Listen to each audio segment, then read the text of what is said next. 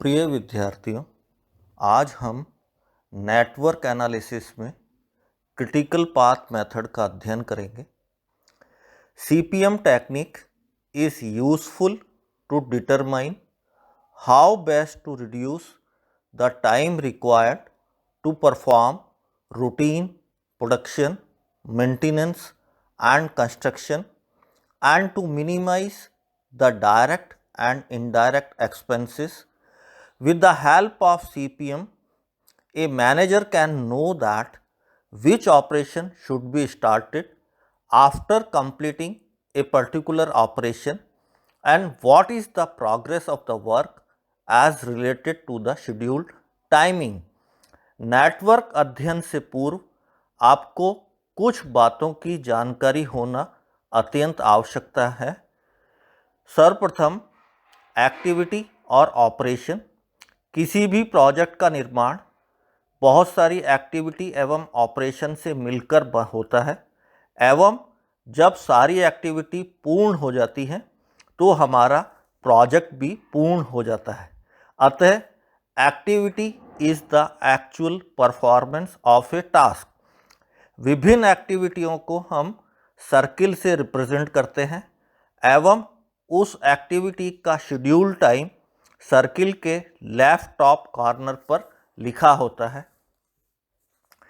दूसरी बात जो हमें नेटवर्क अध्ययन से पूर्व पता होनी चाहिए वो है अर्लीस्ट फिनिश टाइम और शीघ्रतम समाप्ति समय।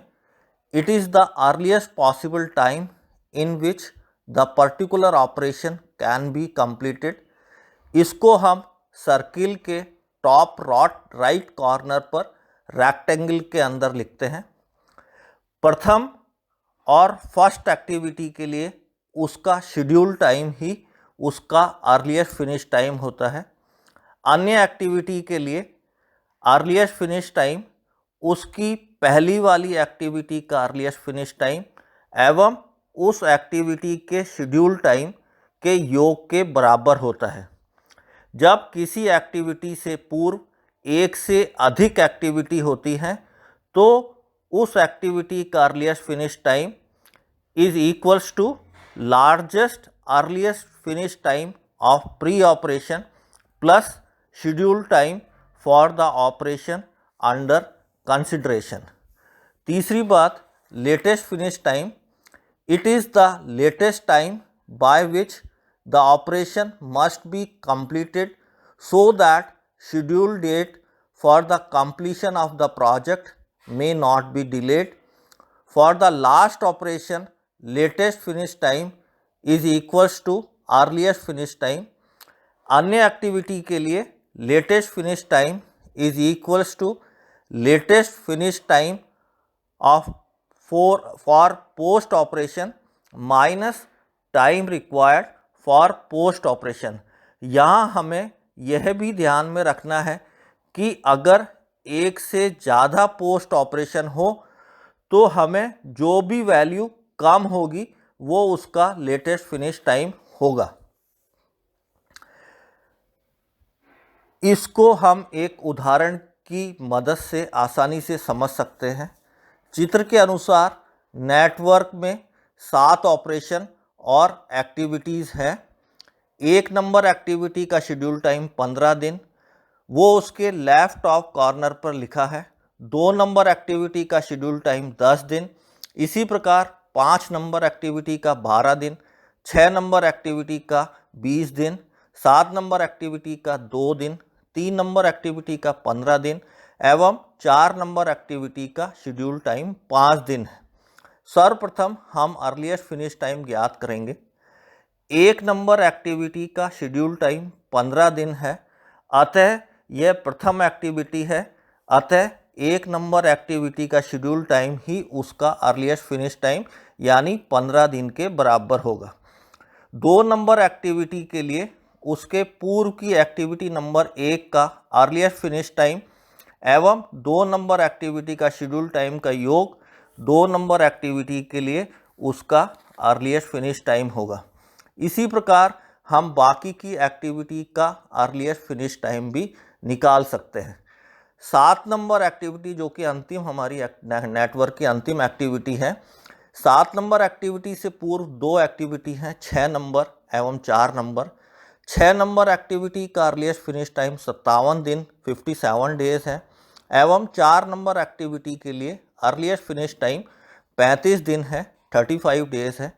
अतः 7 नंबर एक्टिविटी का अर्लीस्ट फिनिश टाइम ज्ञात करने के लिए 6 नंबर एक्टिविटी एवं 4 नंबर एक्टिविटी के अर्लीस्ट फिनिश टाइम की वैल्यू इन दोनों में से जो अधिकतम होगी वो 7 नंबर की एक्टिविटी के अर्लीस्ट फिनिश टाइम ज्ञात करने के लिए उपयोग में ली जाएगी।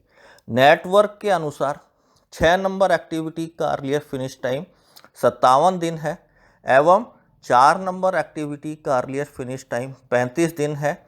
इन दोनों में से अधिकतम मान 57 दिन है। अतः 7 नंबर एक्टिविटी के लिए अर्लीस्ट फिनिश टाइम उसकी पहली वाली एक्टिविटी का अर्लीस्ट फिनिश टाइम 57 दिन प्लस 7 नंबर एक्टिविटी का शेड्यूल टाइम 2 दिन। अतः 57 plus 2 is equals to 59 days 7 number activity के लिए उसका अर्लीस्ट फिनिश टाइम होगा।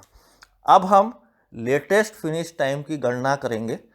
अंतिम एक्टिविटी नंबर 7 का लेटेस्ट फिनिश टाइम उसके अर्लीस्ट फिनिश टाइम 59 डेज के बराबर होगा। उसे हम बॉटम राइट कॉर्नर में ट्राइंगल के अंदर लिखते हैं। अतः 7 नंबर एक्टिविटी के लिए उसका अर्लीस्ट फिनिश टाइम 59 डेज है। अतः उसका लेटेस्ट फिनिश टाइम भी 59 डेज होगा, जिसको कि हम ट्राइंगल के अंदर हमने 59 डेज लिखा है। 6 नंबर एक्टिविटी के लिए उसका latest finish time 7 number activity का लेटेस्ट फिनिश टाइम यानी 59 डेज माइनस 7 नंबर एक्टिविटी का शेड्यूल टाइम यानी 2 दिन। अतः 59 minus 2 is equals to 57 days 6 number activity के लिए उसका लेटेस्ट फिनिश टाइम होगा। इसी प्रकार हम अन्य एक्टिविटी का भी लेटेस्ट फिनिश टाइम ज्ञात करेंगे। अब हम 1 नंबर एक्टिविटी का लेटेस्ट फिनिश टाइम ज्ञात करेंगे। 1 नंबर एक्टिविटी के बाद में 2 एक्टिविटी हैं। 2 नंबर एक्टिविटी जिसका लेटेस्ट फिनिश टाइम 25 दिन है एवं 3 नंबर एक्टिविटी जिसका लेटेस्ट फिनिश टाइम 52 दिन है।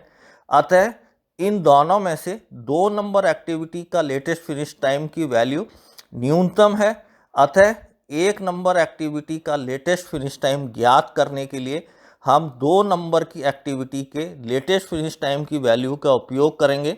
अतः एक्टिविटी नंबर 1 के लिए उसका latest finish time 2 number activity का latest finish time is equals to 25 दिन माइनस 2 नंबर एक्टिविटी का शेड्यूल टाइम यानी 10 दिन, अर्थात 25 माइनस 10 इज इक्वल्स टू 15 दिन 1 नंबर एक्टिविटी के लिए उसका लेटेस्ट फिनिश टाइम होगा।